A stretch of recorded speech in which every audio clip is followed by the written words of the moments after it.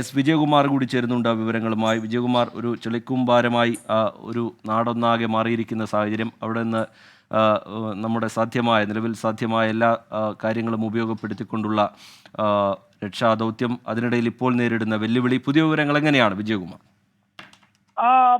റിജിത്ത്, ആർമിയുടെ താൽക്കാലിക പാലം അവരത് വെള്ളം ശക്തമായി ഒഴുകിയതിനെ തുടർന്ന് ആ താൽക്കാലിക പാലം മാറ്റിയതാണ്. വീണ്ടും അവർ ആ പാലം സജ്ജമാക്കുകയാണ്. ഈ ദൃശ്യങ്ങളിൽ കാണാമെന്ന് ഞാൻ കരുതുന്നു. ഈ പുഴയുടെ മറുകരയിൽ നൂറുകണക്കിന് രക്ഷാപ്രവർത്തകർ ഇങ്ങോട്ട് വരാൻ, ഈ ചുരൽമലയിലേക്ക് വരാൻ വേണ്ടി കാത്തു നിൽക്കുന്നുണ്ട്. ആ പാലത്തിലൂടെ അല്ലാതെ അത്രയും ആളുകളെ ഒരുമിച്ച് ഇവിടേക്ക് കൊണ്ടുവരാൻ കഴിയില്ല. അവരെ ഈ തീരത്തേക്ക്, എന്ന് വെച്ചാൽ ഇപ്പോൾ നമ്മളൊക്കെ നിൽക്കുന്ന ഭാഗത്തേക്ക് കൊണ്ടുവരണമെങ്കിൽ ആ പാലം സജ്ജമാകണം. നേരത്തെ വെള്ളം ഉയർന്നതിനെ തുടർന്ന് ആ പാലം സജ്ജമാക്കിയത് ആർമി പിന്നീട് അത് മാറ്റിയിരുന്നു. കാരണം അതിലൂടെ ആളുകളെ കടത്തിക്കൊണ്ട് വരുന്നത് റിസ്ക് ആണ് എന്നതുകൊണ്ടായിരുന്നു അതിന് തയ്യാറാകാതിരുന്നത്. ഇപ്പോൾ വീണ്ടും ആർമി ഉദ്യോഗസ്ഥർ വലിയ വടമൊക്കെ ഉപയോഗിച്ച് ആ പാലം ഉയർത്തുന്നുണ്ട്. അങ്ങനെയാണെങ്കിൽ അതിലൂടെ ആളുകളെ ഇക്കരയിലേക്ക് കൊണ്ടുവരാൻ കഴിയും.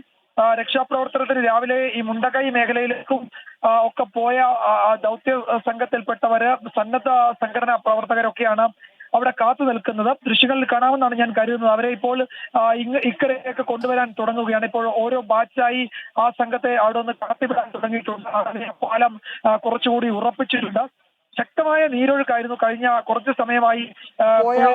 ദൗത്യ സംഘത്തിൽപ്പെട്ടവര്, സന്നദ്ധ സംഘടനാ പ്രവർത്തകരൊക്കെയാണ് അവിടെ കാത്തു നിൽക്കുന്നത്. ദൃശ്യങ്ങളിൽ കാണാമെന്നാണ് ഞാൻ കരുതുന്നത്. അവരെ ഇപ്പോൾ ഇക്കരയിലേക്ക് കൊണ്ടുവരാൻ തുടങ്ങുകയാണ്. ഇപ്പോൾ ഓരോ ബാച്ചായി ആ സംഘത്തെ അവിടെ നിന്ന് കടത്തിവിടാൻ തുടങ്ങിയിട്ടുണ്ട്. ആർമി ആ പാലം കുറച്ചുകൂടി ഉറപ്പിച്ചിട്ടുണ്ട്.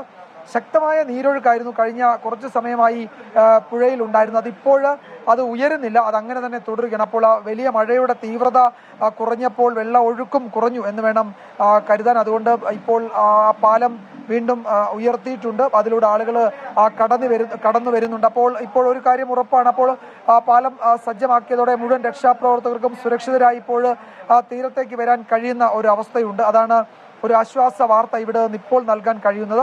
നേരത്തെ ഈ പുഴയിൽ ജലനിരപ്പ് ഉയർന്നതോടെ ഈ രക്ഷാപ്രവർത്തനത്തിന് പോയ ആളുകളെ തന്നെ അവിടെ ഒന്ന് കുറെ ദൂരത്തേക്ക് ഈ NDRF അംഗങ്ങൾ മാറ്റിയിരുന്നു. ഇപ്പോഴും അവിടെ നിന്ന് ആ മലയിൽ നിന്ന് ആളുകൾ താഴേക്ക് വന്നുകൊണ്ടിരിക്കുകയാണ്. രാവിലെയൊക്കെ പോയ രക്ഷാപ്രവർത്തകരാണ്. അവർ സംഘമായി ഇപ്പോൾ വരുന്നുണ്ട്.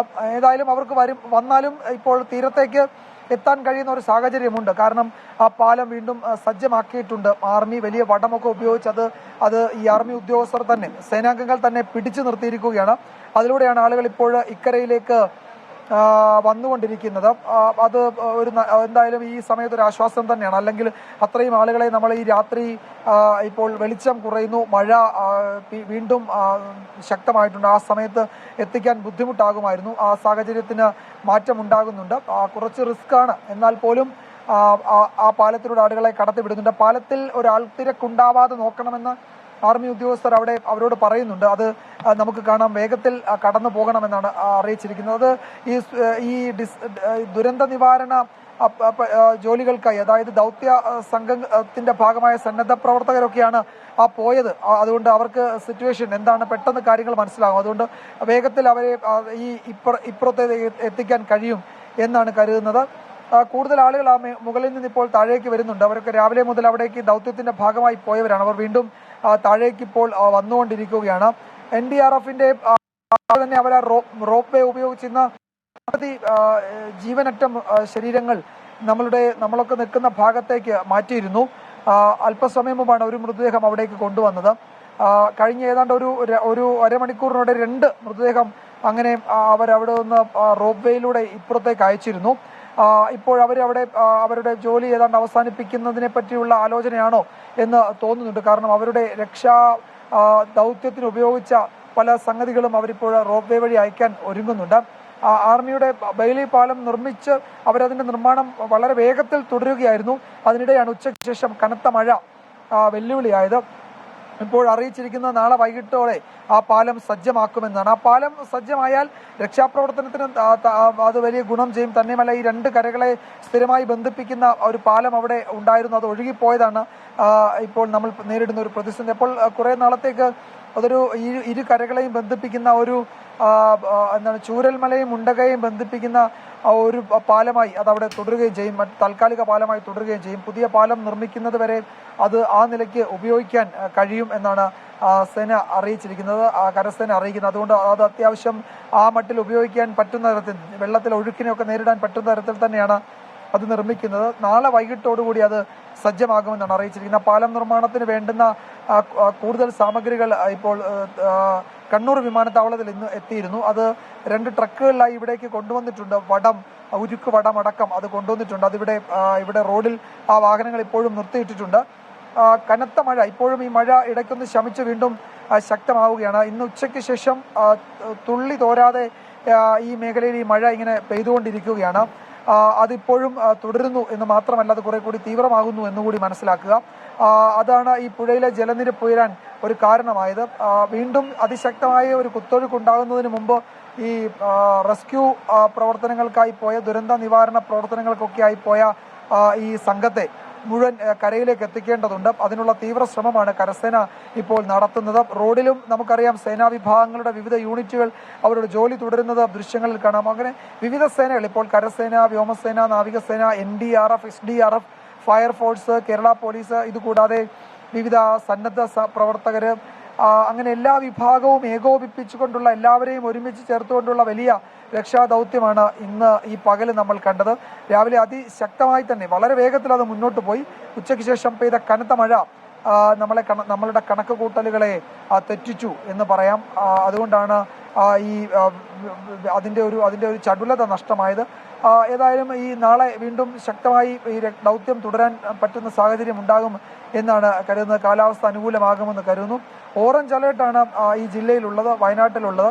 പക്ഷേ ഓറഞ്ച് അലേർട്ട് ആണെങ്കിലും അതിനപ്പുറത്തേക്കുള്ള മഴ പെയ്യുന്നുണ്ട് എന്നുള്ളത് വസ്തുതയാണ്. അതിനിടയിൽ ഈ ടൗണിലെ, ഈ അങ്ങാടിയുടെ വിവിധ ഭാഗങ്ങളിൽ ഈ JCB ഉപയോഗിച്ചുള്ള തെരച്ചിൽ തുടരുകയാണ്. കാരണം അവിടെ പല വീടുകളും ഇടിഞ്ഞും ഒറ്റപ്പെട്ടുമൊക്കെ പെട്ടിരുന്നു. അതിലൊക്കെ ആളുകളുണ്ട് എന്നാണ് അറിയിച്ചിരിക്കുന്നത്. അപ്പോൾ ആ ആളുകളെ കണ്ടെത്താൻ കഴിയുമോ എന്ന പരിശോധന നടത്തുന്നുണ്ട്. അപ്പോൾ ഏതാണ്ട് ഒരു 4-5 JCBകൾ വിവിധ ഭാഗങ്ങളിലായി ഈ നമ്മൾ നിൽക്കുന്ന ഈ ചൂരൽ മല ചെറിയൊരു അങ്ങാടിയാണ്, അതിന്റെ ഭാഗത്ത് തെരച്ചിൽ നടത്തുന്നുണ്ട്. അവിടെ 5 പേര്, ഒരു കുടുംബത്തിൽ 5 പേരെ കാണാതായിട്ടുണ്ട് എന്ന വിവരത്തിന്റെ അടിസ്ഥാനത്തിൽ അവിടെ പ്രാഥമിക പരിശോധന നടത്തിയെങ്കിലും എന്തെങ്കിലും ഒന്ന് അവിടെ കണ്ടെത്തിയിട്ടില്ല. നേരത്തെ നമ്മളോട് സംസാരിച്ച ഈ പ്രദേശവാസി പറഞ്ഞത് ഇവിടെ വിവിധ ഭാഗങ്ങളിലായി നിരവധി ആളുകളെ പറ്റി വിവരമില്ല.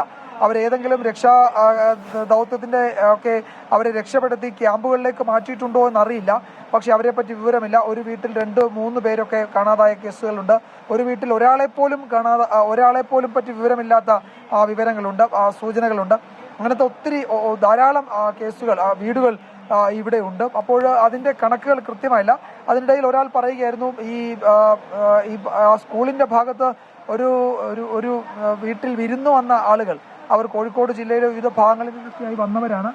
അവർ ആ വീട്ടിലുണ്ടായിരുന്നു. അവരടങ്ങുന്ന ഒരു 10 അംഗ കുടുംബം, വിരുന്നുകാരടങ്ങുന്ന അല്ലെങ്കിൽ അതിഥികളായി എത്തിയവരടങ്ങുന്ന 10 അംഗ കുടുംബമാണ് അവിടെ ഉണ്ടായിരുന്നത്. അവരെപ്പറ്റി വിവരമില്ല. ചില രക്ഷാപ്രവർത്തകർ പറഞ്ഞതായി ഒരു പ്രദേശവാസി നമ്മളോട് പറയുകയായിരുന്നു. പക്ഷേ അതൊന്നും ഒരു സ്ഥിരീകരണമുള്ള വിവരമല്ലാത്തത് കൊണ്ടാണ് ഒരു ഔദ്യോഗിക സ്വഭാവത്തിൽ നമുക്ക് ഈ ഘട്ടത്തിലും നൽകാൻ കഴിയാത്ത. പക്ഷെ അത്തരം വിവരങ്ങൾ പാടെ നിരാകരിക്കാനും കഴിയില്ല. ഈ നാട്ടുകാർ പറയുന്ന പല പ്രധാനപ്പെട്ട കാര്യങ്ങളും അവരുടെ അനുഭവങ്ങളുടെ അടിസ്ഥാനത്തിൽ പറയുന്നുണ്ട്. അവർക്ക് കുറെ കൂടി ഇവിടെയുള്ള ആളുകളെയൊക്കെ നന്നായിട്ട് അറിയാം. അതുകൊണ്ട് കാണാതെ പോയി അല്ലെങ്കിൽ വിവരമില്ല, അവരെ പറ്റിയുള്ള വിശദാംശങ്ങൾ ലഭ്യമല്ല എന്ന് പറയുമ്പോൾ അത് ഈ നാട്ടുകാർ നടത്തിയ പരിശോധനയിൽ അവർക്ക് ബോധ്യപ്പെട്ട കാര്യങ്ങളാണ്. റവന്യൂ വകുപ്പ് നൽകുന്ന 200-225 എന്ന കണക്ക് പാടെ നിരാകരിക്കുകയാണ് ഇവിടുത്തെ പ്രദേശവാസികൾ. പക്ഷേ റവന്യൂ വകുപ്പ് കണക്കെടുത്ത ശേഷമാണ് അക്കാര്യം അറിയിക്കുന്നത്. അപ്പോൾ അത് റവന്യൂ വകുപ്പിന്റെ കണക്കിനെ നമുക്ക് ഈ ഘട്ടത്തിൽ ഔദ്യോഗികം എന്ന് വിശേഷിപ്പിക്കാം. നാട്ടുകാർ നൽകുന്ന വിവരങ്ങൾക്ക് ഒരു ഔദ്യോഗിക സ്വഭാവമില്ല. അത് കൂടുതൽ സ്ഥിരീകരണം അക്കാര്യത്തിൽ ആവശ്യമാണ്. എന്താണ് അക്കാര്യത്തിൽ റവന്യൂ വകുപ്പൊക്കെ പറയാൻ പോകുന്നത് എന്ന് കൂടി അറിയേണ്ടതുണ്ട്. നമ്മളിപ്പോഴും ഈ കാണുന്നത് ആ ദൗത്യ സംഘത്തിന്റെ ഭാഗമായ സന്നദ്ധ പ്രവർത്തകരും ഒക്കെ ഈ പുഴ കടക്കാൻ കാത്തു നിൽക്കുകയാണ്. ആർമി അവരുടെ താൽക്കാലിക പാലം ഇപ്പോൾ സജ്ജമാക്കിയിട്ടുണ്ട്. അതിലൂടെ ആളുകൾക്ക് വരാൻ കഴിയും. അതിൽ തിരക്കുണ്ട്. തിരക്കൊക്കെ ഒഴിവാക്കി ആ പുഴ മധ്യത്തിലൂടെ, നല്ല കുത്തൊഴുക്കുണ്ട് ഇപ്പോൾ പുഴയിൽ, അതിലൂടെ കടന്നു വരണം. വളരെ സൂക്ഷ്മതയോടെ വേണമെന്ന് ആർമി ഉദ്യോഗസ്ഥർ പറയുന്നുണ്ട്. അതിൽ വരുന്ന ആളുകളോട് വളരെ ക്യൂ പാലിച്ചാണ് ഈ സന്നദ്ധ പ്രവർത്തകർ നിൽക്കുന്നത്. അവരുടെ ഊഴം എത്തുമ്പോൾ അവർക്ക് ആ പാലത്തിലൂടെ ഇക്കരയിലേക്ക് വരാൻ കഴിയും. റീജിത്ത്. എസ് വിജയകുമാറാണ് വിവരങ്ങൾ നൽകിക്കൊണ്ടിരിക്കുന്നത്. കനത്ത മഴയെ തുടർന്ന് വലിയ കുത്തൊഴുക്കിനെ തുടർന്ന് താൽക്കാലിക പാലം വെള്ളത്തിൽ മുങ്ങുന്ന നിലയുണ്ടായിരുന്നു. അതിനുശേഷം ഇപ്പോൾ സൈന്യം അവിടെ ആ പാലം താൽക്കാലിക പാലം ഉയർത്തുന്ന നടപടിയിലേക്ക് കടന്നു കഴിഞ്ഞിട്ടുണ്ട്. അതിലൂടെ മറുകരയിലെത്തിയ രക്ഷാദൗത്യ സംഘത്തിന് ഇക്കരയിലേക്ക് എത്താനുള്ള സാഹചര്യം ഒരുക്കുകയാണ്. സൈന്യത്തിൻ്റെയും NDRFിൻ്റെയും ഫയർഫോഴ്സിൻ്റെയും പോലീസിൻ്റെയും ഒക്കെ നമുക്കറിയാം വിവിധ സേനാ വിഭാഗങ്ങൾ അവിടെയുണ്ട്. ആ ദൗത്യത്തിൻ്റെ ഭാഗമാകുന്നുണ്ട്. അവരെയൊക്കെ മറുകരയിലേക്ക് എത്തിക്കാനുള്ള നീക്കമാണ് ഇപ്പോൾ ഉണ്ടായിക്കൊണ്ടിരിക്കുന്നത്.